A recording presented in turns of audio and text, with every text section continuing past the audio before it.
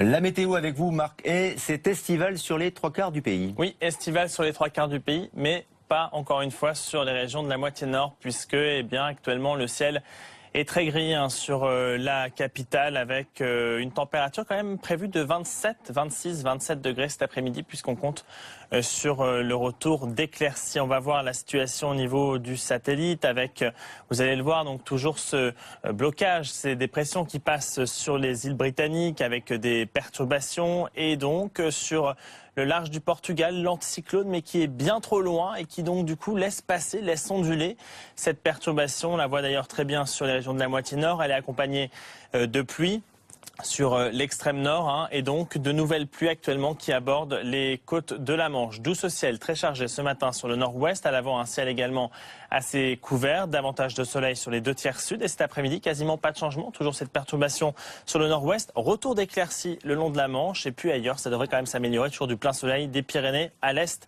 et à la Méditerranée. Les températures ce matin jusqu'à 23 degrés à Nice, 18 à Paris, 12 pour Aurillac, et cet après-midi donc des valeurs très estivales, très chaudes sur le sud-est, 34 à Montélimar ou à Marseille, 32 à Perpignan, 28 à Bordeaux, 33 à Toulouse. Ça reste un peu juste sur l'extrême nord, 24 à Nantes, 20 à Brest, 19 à Cherbourg. Ça sera la minimale prévue pour cet après-midi. Quel temps pour le reste de la semaine ? Alors pour demain, donc toujours cette perturbation, celle qui est arrivée donc ce matin, on la retrouvera des Pays de la Loire jusqu'aux Ardennes. À l'avant, un ciel très voilé, encore du beau temps sur l'est. Pour la journée de vendredi, ça c'est la bonne nouvelle. Voilà l'anticyclone qui revient par l'ouest, encore un peu d'instabilité sur le flanc est, du vent en Méditerranée. Et donc le week-end s'annonce très estival, samedi et dimanche, avec du soleil pour tout le monde. Et des températures donc très élevées, une moyenne de 29 au nord et de 32 pour la moitié sud.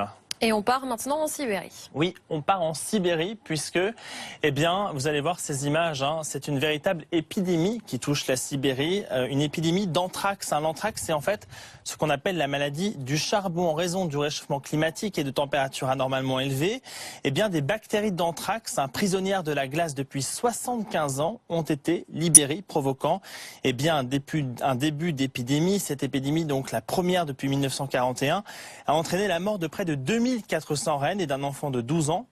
20 autres personnes ont été diagnostiquées positives à la maladie. En tout cas, des centaines de gardiens de troupeaux de rennes ont dû être évacués de la capitale régionale pour suivre un traitement. 90 d'entre eux ont même été hospitalisés. En tout cas, les autorités restent très prudentes face à cette épidémie, et 1,3 milliard de dollars devraient être débloqués dans le courant de ces prochaines semaines afin de venir en aide aux populations touchées.